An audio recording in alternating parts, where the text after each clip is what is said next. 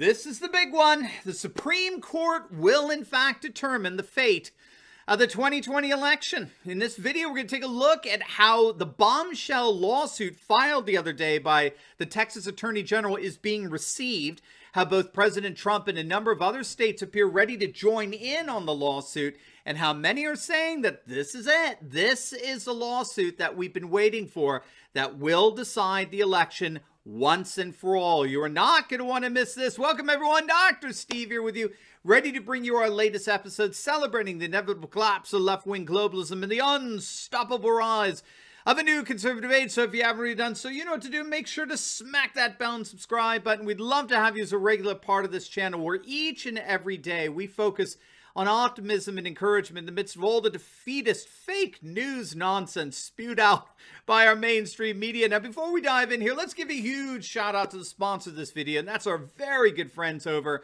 at Noble Gold. Now, if you're sick of the low returns and the volatility from the market, it's time to look at gold and silver, gang, and that's where our good friends over at Noble Gold come in. There's frankly never been a better time to start a gold or silver IRA in your portfolio, and the amazing staff over at Noble Gold are ready to help you in any way that they can. And if that's not incentive enough, Noble Gold is gifting a 1/10 ounce solid gold American Eagle proof coin like this one with every qualifying IRA or 401k rollover going through in December. So don't wait.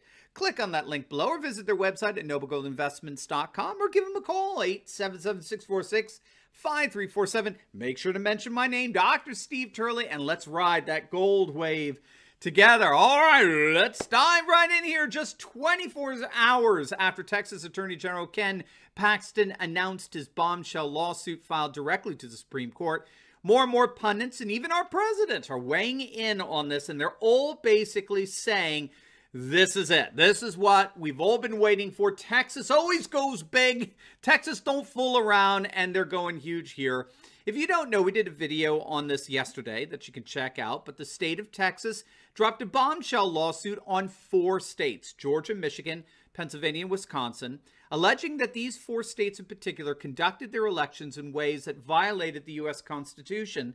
And if the Supreme Court agrees with that allegation, that would almost certainly mean that the Supreme Court would force the state legislatures of those states to appoint a new set of presidential electors that would almost definitely vote in favor of President Trump, given that these legislatures are all Republican. President Trump was very quick to chime in here. He tweeted out, "We will be intervening in the Texas plus other states case.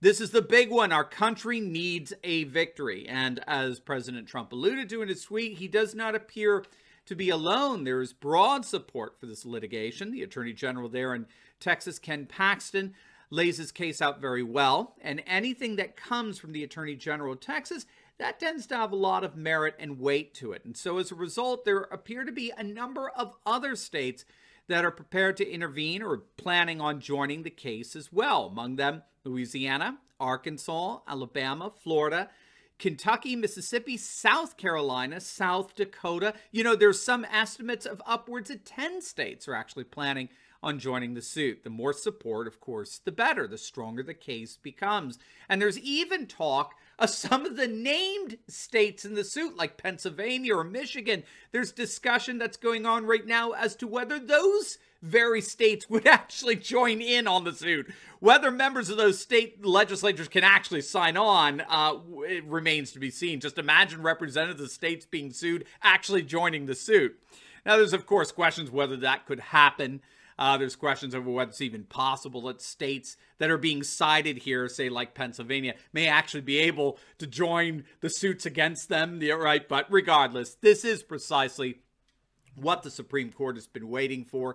Jordan Sekulow was recently interviewed on Newsmax, where he noted that the Supreme Court has been waiting to see if there are enough cases to take, and this is key, where cumulatively they are outcome determinative, which means that if the Supreme Court were to side with Trump, it would change the outcome of the election. That's really the only reason why the Supreme Court would step in at this point. It's very interesting. This is just all about, you know, election technicalities that weren't followed, improprieties that were committed, but it doesn't change the outcome of the election, then the Supreme Court is just like, look, dude, let your legislators handle it. Tell your Secretary of State we ain't getting involved. So it's got to be outcome determinative. Only then is the Supreme Court going to step in. And with this lawsuit filed by the Texas Attorney General, you have, in effect, the mother of outcome determinative cases. This is why Jordan Secular said just last night that this is it. This is the end-all, be-all case. This is it. It's going to decide it all. So what do we have going on here? Now, before we get into all of that, we do have something for you podcast fans out there. As many of you know, we recently launched our brand new Turley Talks podcast, which tens of thousands of you have been downloading. I cannot thank you enough for that. We're so excited to share with you that our podcast is now number 6 in the U.S. news. We're the 6th most downloaded podcast for trending news in the entire United States. Just behind Steve Bannon, I'll give him a little plug there. And we have you to thank for it. But you can help us actually become the number 1 conservative news and commentary podcast by simply clicking on the link below in the pinned comment section and signing up to download our new podcast. Twice a day, every day, you can take Turley Talks anywhere you go. So make sure to click on the link below and sign up for our Turley Talks podcast, and let's make it to number 1 together. All right, so the gist of the argument here is that there's a pattern in these 4 states cited, so Georgia, Michigan, Pennsylvania, Wisconsin. There was a pattern in these 4 states where the manner, time, and place of the election was largely decided not by their respective state legislatures, but rather by non-legislative officials. So these would be bureaucrats, like the courts, their secretaries of states, right, which is a flagrant violation of the U.S. Constitution, which gives what's called the plenary authority to designate time, place, and manner of elections to the state legislature. And that by doing this, these states have adversely affected the results of the election and have, in effect, disenfranchised the votes of the citizens of all our other states throughout the nation who voted in accordance with the U.S.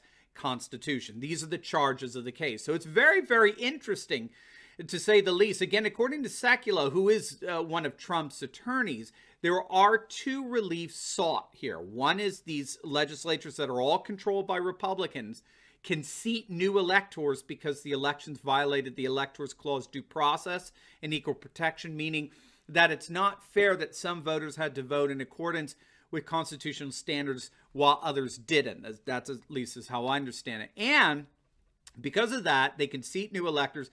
So Secular is arguing that this case is basically calling out the fecklessness of these state legislatures who have thus far refused to call a special session, take back their constitutional authority to seat electors, given the charge that the integrity of the election was compromised. And if it ends up going into the House, in other words, if there weren't enough legislators, again, this is the Texas case, if there weren't enough legislators to agree on the electors and no candidate got 270 electoral votes, then it gets kicked into the House where Republicans control, now as I understand, 27 states to 22 Democrat states. And so it would be Republicans choosing the next president if it had to go to the House of Representatives. And if you don't know, in that case, a team of delegates is appointed and that is sent from each state's legislature, which casts a single vote for president, which will mean, as I understand it now, it's 27 Republican states voting versus 22 Democrat states voting. And each state gets 1 vote, and Trump secures his reelection easily. And so Secular is saying, this is it. I mean, this is the case we've all been waiting for. This is the case that most likely will determine the election because it has enough electoral votes at stake, right, with the 4 states involved. So we're talking a total of 62 electoral votes, and it has enough electoral votes at stake so as to change the outcome. So it's outcome determinative. And the Supreme Court has officially given the 4 states a deadline to respond to the charges, which is by Thursday at 3 p.m. And what's key here is they have to respond to very specific claims. So this is an amazing development for sure. And there's actually more here. It's interesting. Yesterday we reported that Senator Ted Cruz was rising up and saying that he will personally argue Trump's Pennsylvania case before the Supreme Court. If you're not familiar with this case, this is a case that was filed, as I understand, by Sean Parnell along with Pennsylvania Congressman Mike Kelly. And the case alleges that the state of Pennsylvania conducted an election that violated their state constitution. The Pennsylvania state constitution is very strict in terms of who's allowed to vote by absentee ballot. As I understand it, there are only 4 reasons people can access mail-in ballots. The problem, of course, is that the Secretary of State there in Pennsylvania, even the legislature, basically permitted ballots to be sent out to anyone and everyone. But as this case alleges, the problem is that no one has the right to change the state constitution on a whim. Not the Secretary of State, not the Pennsylvania legislature, not the governor. You have to go through a process to change the constitution. No one did that. Well, yesterday it was reported that the Supreme Court threw that case out. And of course, a lot of people were really upset about that. Apparently, that's not the entire story there. The ruling by the Supreme Court was to deny the injunction against certification. Vote certification was not to deny the legitimacy of the case itself. In other words, what the court did is it denied the emergency motion part of the suit. The emergency motion was denied, so there's still the possibility that the court will take up the particular case. And some are already talking about actually that case just joining together with the Texas Attorney General's bombshell case. So there's still plenty more to see here. And in many respects, things really are heating up. Now, before you go, make sure to like this video, comment down below, and subscribe to my channel. And you definitely want to check out my latest video. I just uploaded it. What it is, it's my interview with Pennsylvania State Senator Doug Mastriano, who's become the new populist champion fighting for Donald Trump. You're not going to want to miss it. So make sure to click on the link, and I will see you over there. God bless.